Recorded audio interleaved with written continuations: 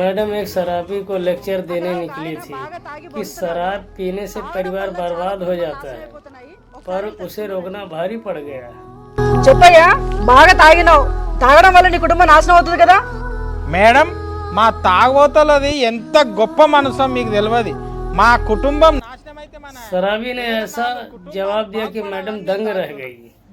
वो बोला मेरी वजह से 4 परिवार पल रहे हैं, మేడం मैं तो समाज सेवा कर रहा हूँ। వైన్ షాప్ లా కోటర్ తీసుకుంటా, వైన్ షాప్ ఆయన కుటుంబం బాగుపడుతున్నది.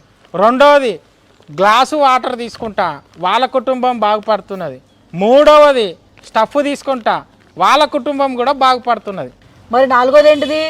నాలుగవది शराब बेचने वाले से लेकर प्लास्टिक चुनने वाले तक सबको रोजगार देने का ऐसा अनोखा तर्क।